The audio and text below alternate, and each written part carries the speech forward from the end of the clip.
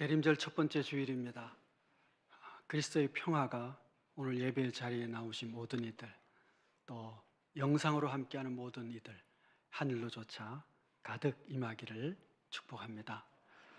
여전히 좋은 찬송으로 준비해 주셔서 하나님이 기쁘심 받을 만한 찬양인 줄 믿습니다. 고맙습니다. 지난 주중에 읽었던, 다시 읽은 책인데, 수도원에서 배우는 영성훈련이라고 하는 책이 있었습니다. 책 중에 이런 글이 하나 있었어요. 가정, 영적 알몸 수색이 이루어지는 곳. 아마 이해가 되실 겁니다. 가정에는 우리가 가면을 쓸 수 없는 곳입니다. 그곳에는 나의 속사람이, 성격이, 성품이, 마음이, 겉모습과 속사람이 다 드러나는 곳입니다. 중요한 것은 이렇게 모든 것이 다 드러나는 그곳이야말로 우리가 영적인 수련을 할 수 있는 가장 좋은 학교다라고 하는 곳이죠. 우리가 가면을 쓸 때는 잘 모릅니다. 그리고 가면을 쓸 상태에서는 그의 속사람이 어떻게 성장하고 있는지, 변화되고 있는지 알 수가 없죠. 그러나 나의 모든 것이 다 드러나는 그곳이야말로 내 영적 수준과 믿음이 어느 정도인지, 그리고 그 믿음을 변화시키기 위해서 기도하고 애쓰고 그 하나님의 영적인 은혜가 임하는 가운데 어떻게 변화되고 있는지 가장 잘 알 수 있는 곳이기도 하지요. 그래서 너가 꽤 괜찮은 사람이냐? 너의 마누라에게 물어보라. 그렇게 얘기를 합니다. 나를 가장 잘 알고 있는 바로 그 눈앞에서 실제는 우리가 가장 영적으로 잘 수련하고 성장할 수 있는 학교가 되는 것이지요. 우리가 사랑을 공부하는 가운데 있습니다. 사랑의 가장 귀한 교과서죠. 이 사랑을 배워가면서 우리의 가정에서, 그리고 우리의 모든 것이 잘 드러나는 교회 공동체 안에서 우리의 사랑이 더 깊어지고 우리의 믿음이 더 풍성해지는 그런 변화의 열매가 있기를 축복합니다. 아가서를 공부하고 설교하면서 이 마지막 부분에 이르러서 8장은 한두 번 설교하면 될 줄 알았어요. 왜냐하면 주석하는 분들도 이 8장은 여러 가지 서로 연결되지 않는 이야기들이 막 모아져 있기 때문입니다. 그래서 어떤 주석가는 7장까지 해서 끝나고 8장은 아마 이 아가서를 쓰시고 또 편집하신 분이 여러 자료들을 모아서 이건 버릴 수도 없고 같이 쓰자니 논리가 안 맞고 그래서 마지막에 부록처럼 붙여놓은 거 아니냐 이렇게 얘기하시는 분들도 있습니다. 그래서 한두 번 설교하고 끝낼 줄 알았는데 공부해보니 그게 아니에요. 이게 마지막에 있을 이유가 있더라고요. 그리고 하나님이 우리에게 말씀해 주시는 그 사랑이 점점 깊어지고 점점 풍성해지는 것을 보게 됩니다. 오늘 본문의 말씀은 6절부터 10절까지인데 두 부분으로 나누어집니다. 내용이 서로 조금 달라요. 6절, 7절의 말씀과 8절에서 10절까지 말씀 두 부분으로 나누어집니다. 먼저 6절 말씀을 보시면 너는 나를 도장같이 마음에 품고 도장같이 팔에 두라 이렇게 노래합니다. 자, 이 여인의 요구가 뭐냐 하면 내가 당신의 도장처럼 되면 좋겠습니다. 그런 뜻입니다. 혹시 도장을 하나만 가지고 계신 분 있으세요? 저는 도장이 헤아려 보니까 한 5개 되는 것 같아요. 우리 교회 사무실에도 하나 있고 제 방에도 2개인가 3개인가 있고요. 저희 집에도 한 2-3개 있고요. 도장이 많아요. 그런데 여러분 그 도장 중에 정부 기관에 등록되어 있는 도장이 하나 있어요. 그 도장을 뭐라 그러죠? 인감이라고 그럽니다. 어떤 사람이 내 인감 가져가서 막 찍었어요. 그러면 전혀 내 의사와 관계없이 그 도장이 찍히는 순간 내가 한 행위와 똑같아집니다. 인감이 가지고 있는 그 중요성이죠. 그래서 아주 가까이 두고 남에게 안 주고 그럽니다. 왜냐하면 인감은 나를 대신하는 어떤 문서를 확인하는 것이 되기 때문에 그렇습니다. 혹시 부부 간에는 인감 서로 막 나누어 가지고 막 가져가서 찍고 이렇게 하세요? 예, 하셔야겠지요. 예전에 그런 노래 있잖아요. 잘했군, 잘했군, 잘했어. 그러니까 뭐 남편도 모르게 아내도 모르게 뭐 씨암탉도 잡고 뭐 막 그래도 잘했군 하는. 여러분 그게 부부이겠죠? 인감을 나눌 수 있는 사이. 내가 안 찍어도 내가 책임지고 내가 안 찍어도 내가 한 것과 같고. 그렇죠? 도장이 여러 개 있는 시대가 아니고 이 고대 사회는요. 글을 아는 사람도 많지 않은 시절이었습니다. 그러니까 사인을 해서는 알 수가 없어요. 왜? 글을 모르는 사람들이 대부분이기 때문에. 그래서 도장을 찍었고 이 도장은 곧 내가 한 것과 같고 내가 친히 안 가더라도 이 인장을 가지고 가는 사람은 나를 대신해서 찍었을 때에 그는 내가 한 것과 똑같은 그 효력을 나타내는 것이 고대 사이의 인장이죠. 그러니까 오늘 본문 말씀은 이런 얘기예요. 제가 인감을 얘기한 이유는 이걸 좀 더 우리에게 실감나게 우리가 조금 느끼기 위해서 내가 당신의 인감이 되기를 원합니다라는 뜻이에요. 내가 당신의 한 존재의 한 부분이 되기를 원하고 나와 당신이 하나 되기를 원한다는 뜻이기도 해요.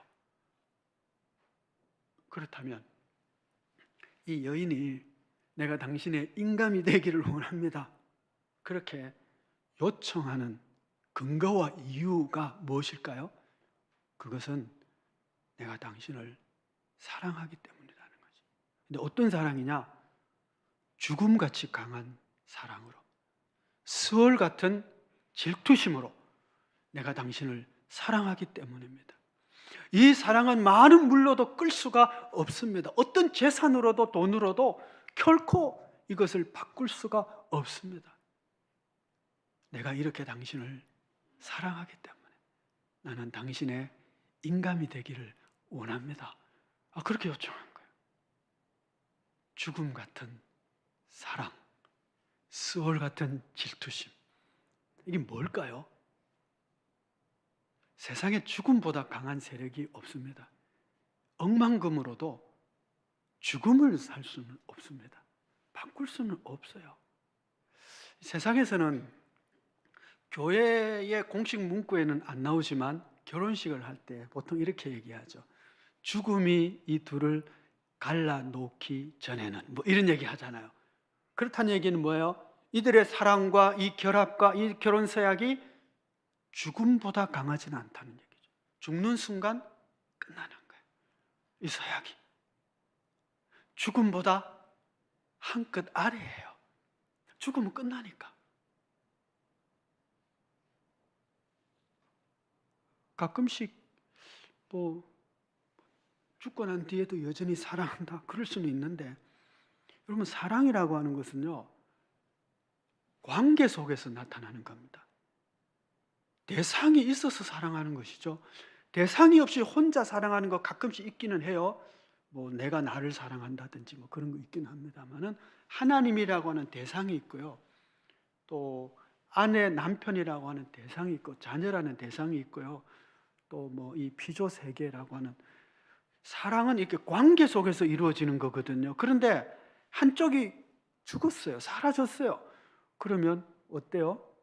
그럼 사랑도 끝난 것이죠. 실제 사랑은 끝난 거라고 할 수가 있을지 모르겠어요.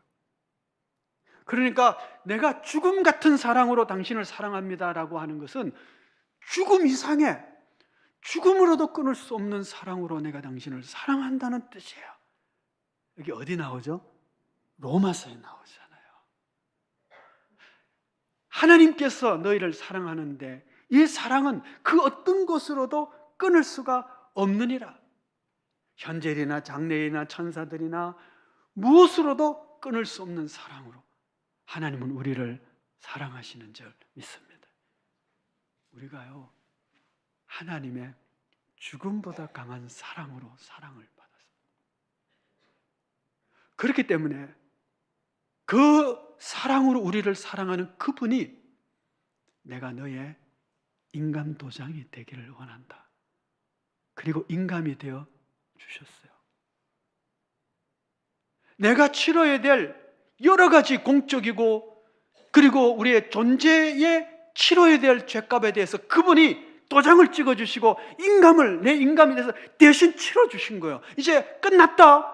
도장 찍어줘. 사망한 너희 쏘는 게 어디 있냐? 이제 끝났지? 내가 도장을 찍어서 우리를 대신한 인감이 되어주셔서 찍어주신 거예요.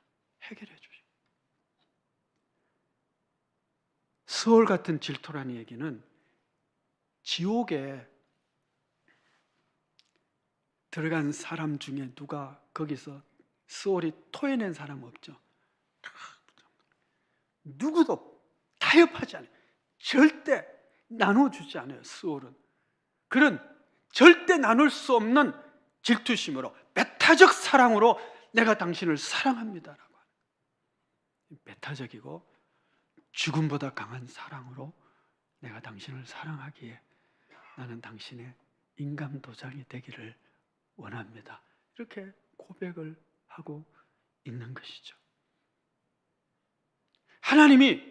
주님이 우리를 그렇게 죽음보다 강한 사랑으로 그리고 배타적 사랑으로 절대 나눌 수 없는 사랑으로 우리를 사랑해 주셔서 우리를 구원해 주시면서 내가 너의 인감 도장이 되기를 원한다. 그리고 그렇게 인감이 되셔서 우리가 치러야 될 모든 죄값에 대해서 친히 치러주시고 인감을 찍어주시고 우리의 구원을 확증시켜 주신 것이죠. 그리고 그분은 우리에게 또다시 그분을 사랑할 것을 요청하시죠. 이 사랑을 받은 자가 하나님, 저도 하나님을 사랑합니다. 내 사랑이 너무 커서 나도 주님의 인감 도장이 되기를 원합니다. 그것이 그리스도를 향한 우리의 사랑의 고백이죠. 바울이 그래서 그렇게 얘기합니다. 나는 죽고 그리스도가 내게 산다.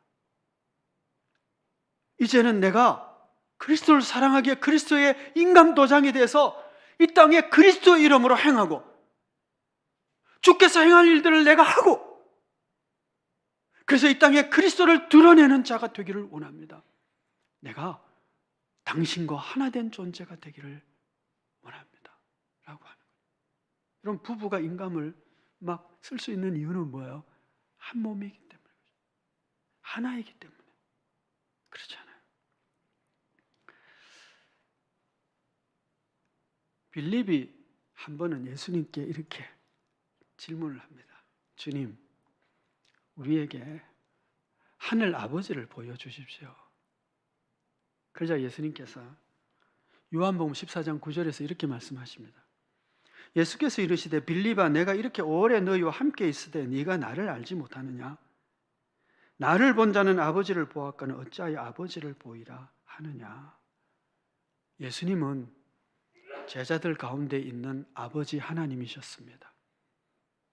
주님을 본 것은 곧 아버지 하나님을 본 것과 같았습니다. 마찬가지로 이제 주님의 인감이 된 제자들은 세상에서 그리스도를 보여주는 자가 되어야 합니다. 하나님을 보여달라는 세상 사람들에게 나를 봐라, 우리 교회를 봐라, 우리가 그리스도의 몸이다, 나를 보면 예수 그리스도가 보이지 않느냐? 라고 말할 수 있기를 하나님께서는 원하시는 것이죠.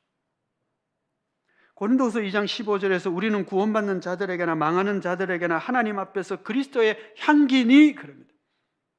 우리가 그리스도의 향기라고 하는 거예요. 예전에 한 몇 년 되었는데 지역의 목사님들하고 이제 산속에 이제 그 라이딩을 하게 됐어요. 산속에 이렇게 들어갔는데 잠깐 쉬는데 한 분이 그러시더라고요. 여기 도둑 냄새가 나는데. 그럼 막 찾아보더라고요. 산속에 막 이렇게 절벽 있고 이러니까 그거 발견한다고 어떻게 찾겠어요, 그죠? 근데 또 캐겠어요. 그런데 냄새가 나니까 분명히 어딘가 있다는 거죠. 그래서 둘러보는 거예요. 하나님은 우리가 이 땅에 하나님의 인감이 되기를 원해요. 그리스도이기를 원해요. 그리스도의 향기를 드러내는 자가 되기를 원해요. 세상 사람들이 여기에 예수의 향기가 나네. 하늘의 평화, 하나님 나라의 냄새가 나네. 찾아볼 때 우리가 보여지고 우리 교회가 찾아져야 되기를 원하시는 것이죠. 주님이 우리를 사랑하셔서 우리 인감이 되어주시고 우리가 치러야 될 죗값을 대신 치러주시고 도장을 찍어주시고 그래서 해결해 주시고 우리에게 생명을 주셨습니다. 이제는 우리에게 그리스도의 향기가 되기를 원하고 그리스도의 인감이 되어지고 이 땅에 거하는 그리스도가 되기를 원하십니다. 우리가 그런 그리스도의 사랑을 받은 자니 그 그리스도의 사랑으로 그리스도로 이 땅에 살아가는 예수의 향기가 다 되어지기를 축복합니다. 8절에서부터 10절까지의 말씀은 이 부분도 두 부분으로 나눠집니다. 8절, 9절과 10절로 나눠지는데 8절, 9절은 남성 합창단의 노래라고 해요. 이제 아가서가 이제 일종의 시고 노래니까 남자들이 부르는 거예요. 아마도 술람미의 오빠들이라고 생각이 되는 남성 합창단의 노래죠. 10절은 술람미의 노래입니다. 그러니까 부르는 주인공들이 좀 다르죠. 내용도 조금 달라요. 앞절은 술람미의 애띤 소녀 쪽의 이야기를, 우리 누이가 아직도 어리니 무슨 얘기, 아직 시집갈 나이가 안 됐고 아직 결혼할 나이가 안 됐고 아직 사랑할 나이가 되지 못했다는 거예요. 아직 어리다. 그러나 장차 이렇게 자라게 되면 그가 사랑하는 자가 생기고 그러면 우리가 그녀를 위해서 이런 것 저런 거 해주면 참 좋겠다. 그런 노래를 하는 거예요. 10절은 세월이 한참 흘러서 이 소녀가 성숙한 여인이 돼서 이제 사랑을 하고 결혼을 할 때가 된 것을 전제로 하고 있습니다. 그러니까 세월이 한참 흐른 거죠. 노래를 부르는 주인공들도 다르고 내용은 어릴 적과 성숙한 여인. 자, 그런데 이 성숙한 여인이 그런 얘기를 해요. 나는 성벽이요 내 유방은 망대 같으니 이제 잘한 거죠. 그러므로 나는 그가 보기에 화평을 얻은 자 같구나. 나는 솔로몬이 보기에 화평을 얻은 자 같다.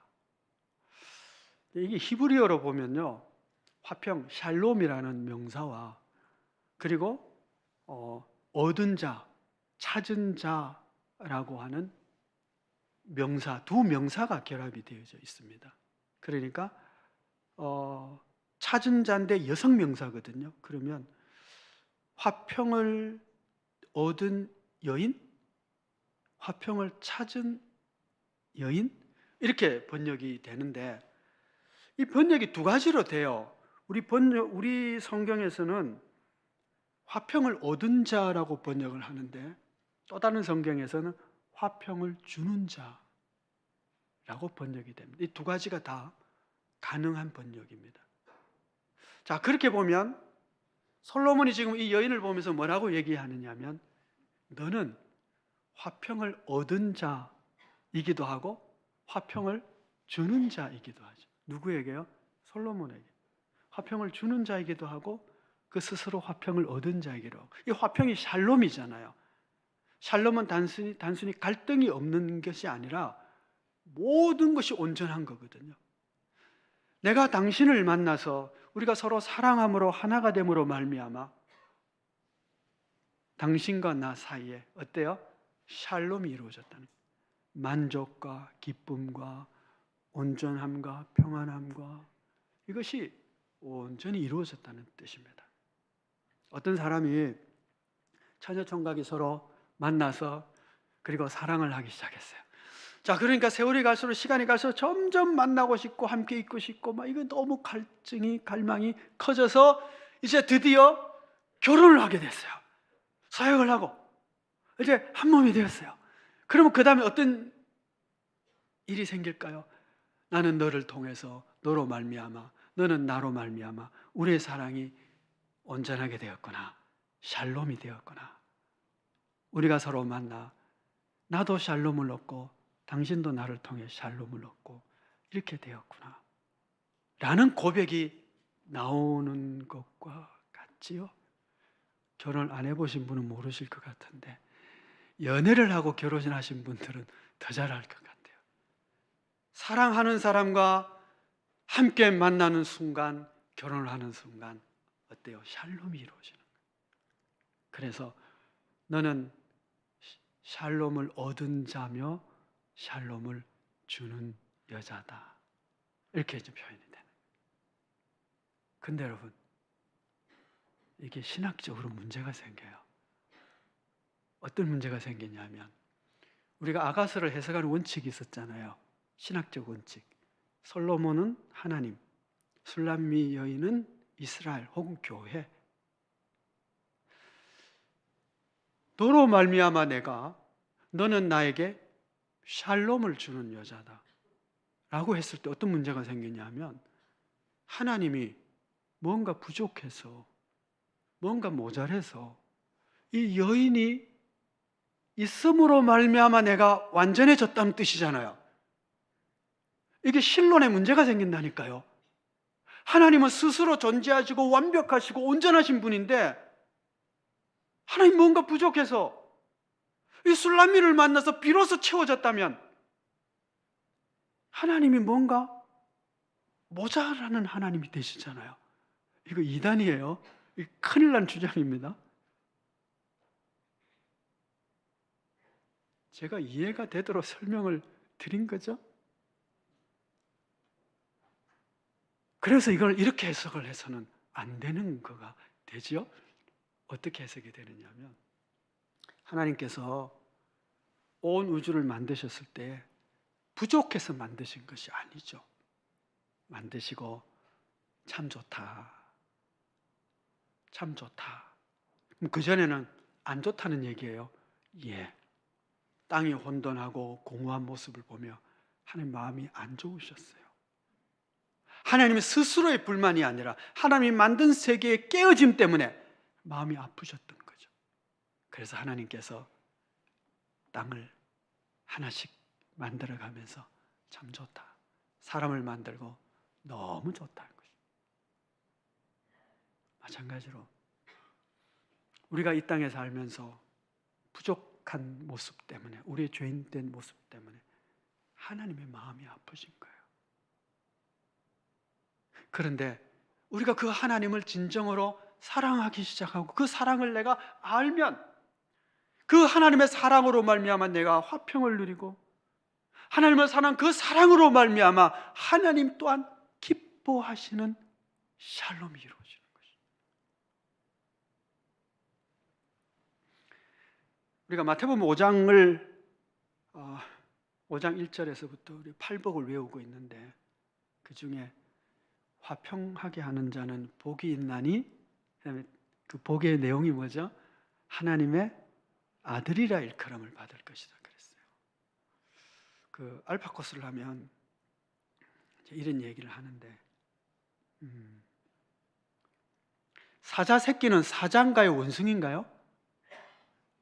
사자 새끼는 원숭이 아니에요. 사자지, 그죠? 고양이 새끼는 고양이예요? 개예요? 고양이지, 그죠? 고양이 새끼는 고양이예요. 사자 새끼는 사자예요. 하나님의 아들은 그럼 뭘까요? 하나님이시죠.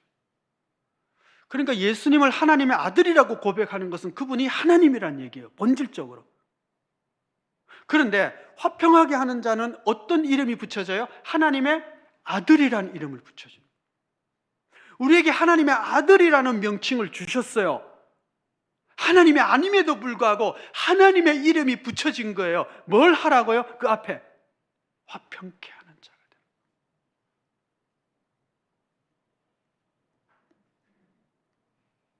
그러니까 하나님의 아들다운 삶을 산다는 것은 우리가 평화를 만드는 자로 살아가라는 임무와 명령이 주어져 있다는 것입니다.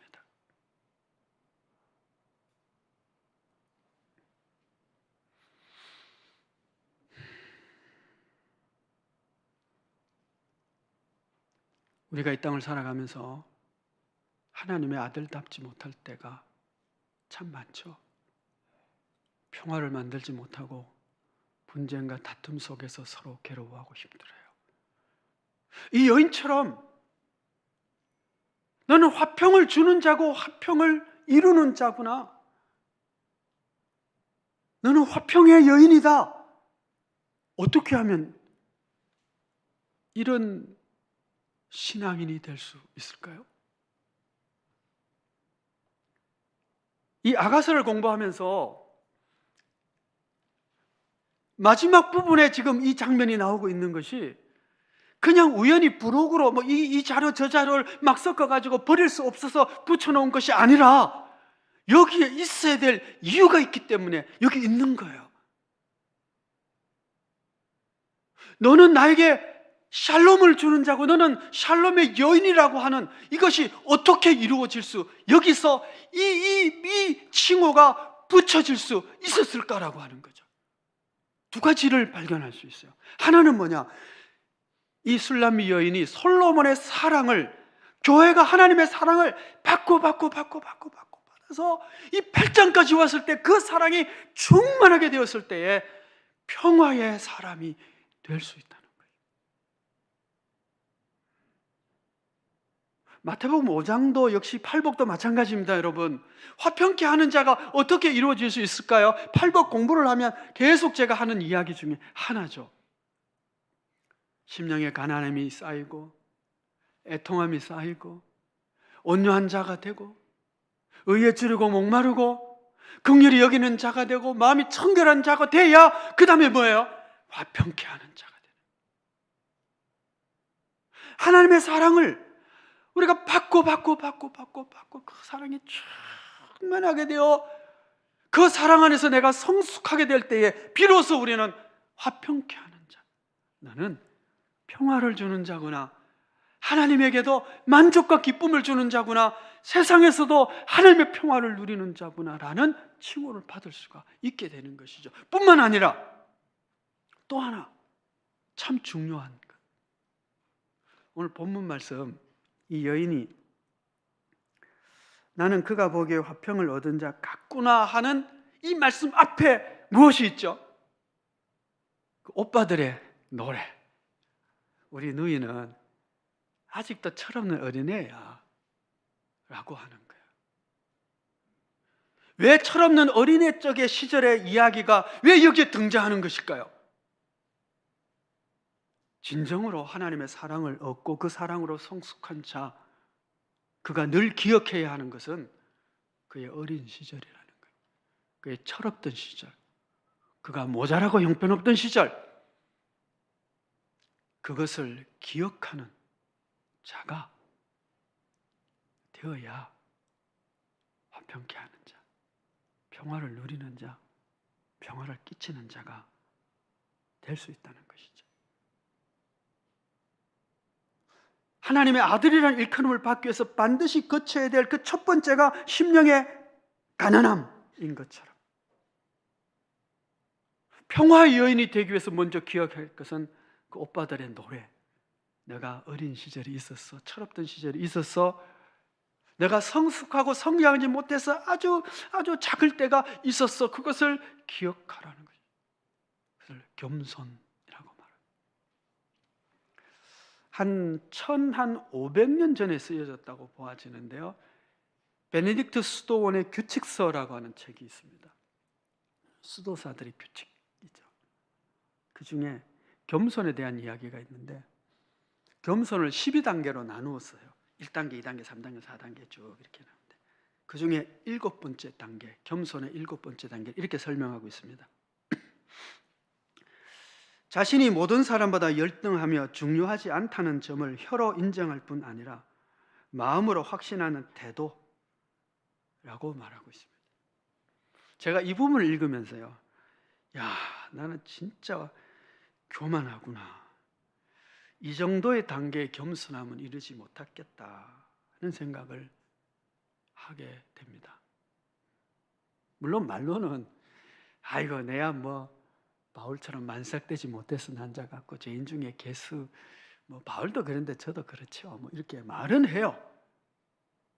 말은 하지만 예를 들면 이제 노예에 가는 거예요. 노예 가면 제가 노예장도 했고 오래 있었고 또 총회에서 일도 뭐 하고, 그러니까 이제 노예 가면 원로급이죠.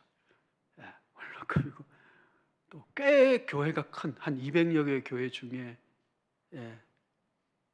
한 서너 번째 정도 되는 교회 담임 목사고, 그러면은 꽤 중요한 인물처럼 보이잖아요. 그런데 뭐 목사님들이 많잖아요. 거의 아들뻘 정도 되고, 그죠? 뭐 사위뻘보다 더 어린 목사님들.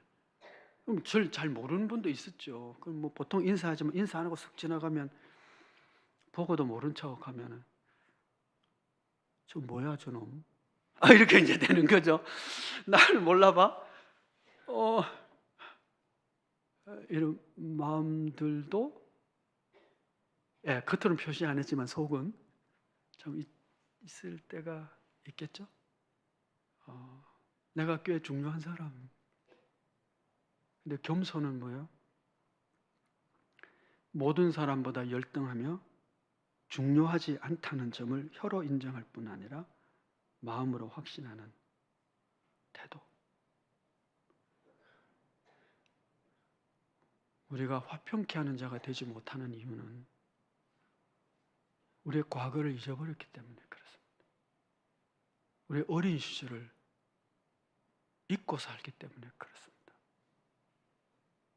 내가 죄인이었다는 사실을, 은혜로 구원받았다는 사실을, 내가 얼마나 형편없는 존재였음을 잊어버리는 순간 우리는 화평케 하는 자가 아니라 화평을 깨는 자가 되기 쉽습니다. 1부 예배, 2부 예배 마찬가지인데요. 이 지점에, 설교가 이 지점에 이르니까 다들 무거워지시더라고요. 여러분, 사랑이 무거워집니다.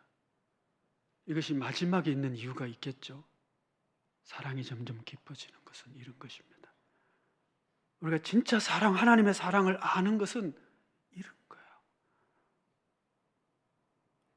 점점 깊어지고 무거워지는 이 사랑이 그냥 잊어도 되는 사랑이 아니라 우리를 향한 하나님의 사랑이고, 우리가 그 사랑의 요청을 받고 있는 믿음의 세계입니다. 사랑은 죽음을 초래하는가? 예스라고 말합니다. 주님이 우리를 사랑하셔서 십자가의 죽음에 이르렀습니다. 사랑은 사랑받는 자를 죽음에 이르게 하는가? 예스라고 말합니다. 이 사랑을 받은 우리도 나는 죽고 그리스도가 삽니다 라는 이 죽음에 이르렀을 때 우리는 세상에 그리스도의 향기가 되고 세상을 진정으로 화평케 하는 자가 될 것입니다. 기도하겠습니다.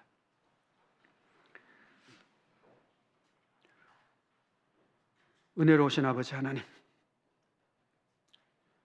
우리를 죽음보다 더 깊은 사랑으로 사랑하셔서 우리의 인감 도장이 되어주사 내가 처리해야 되고 내가 짊어져야 될 죄짐들을 대신 짊어지시고 죽으시고 인감을 찍으시고 해결해 주시고 마치 내가 해결한 것처럼 그 효력으로 생명으로 용서로 천국의 시민권으로